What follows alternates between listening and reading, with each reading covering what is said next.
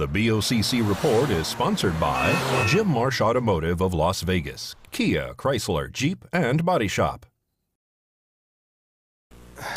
Good morning, Commissioners.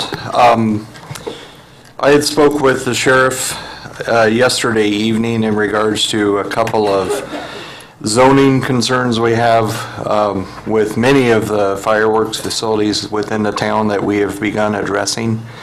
We've been noticing them lately, and Blackjack Fireworks being one of the locations, mainly at this point pertaining to the amount of containers that they have on adjacent properties behind their location. Same thing we're seeing throughout town. I've spoken to many of you, kind of letting you know that we were going to start addressing this.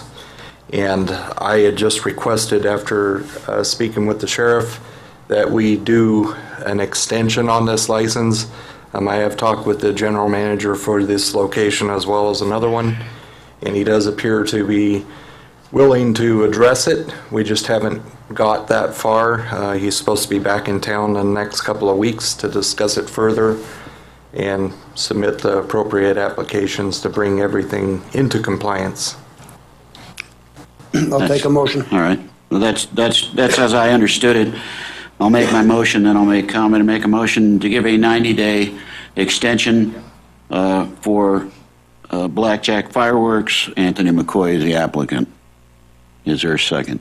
Second. Motion and a second for a 90-day extension. Is there a further discussion? Yes.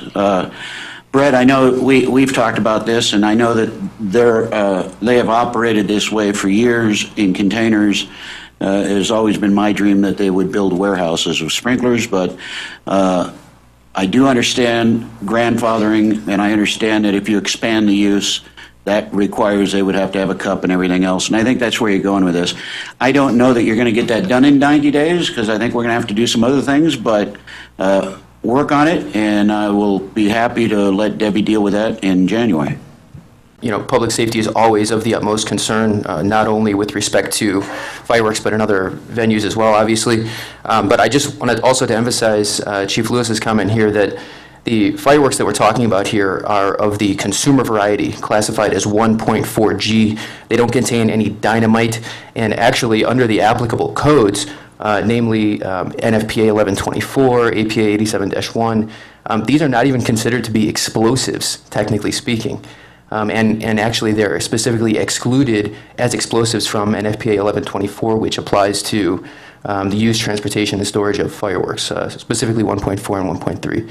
1.3 is of the display variety that you might see at the casinos here or in Vegas.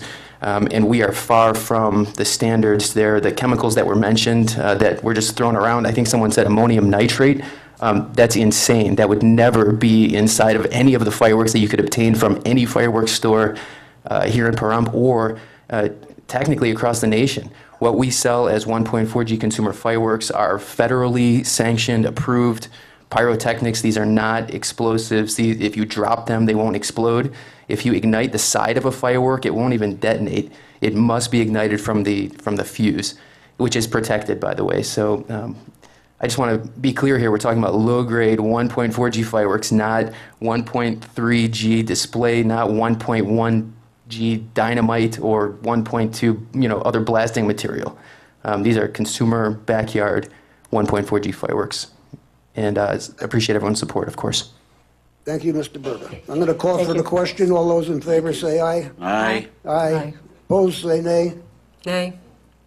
3 to 1.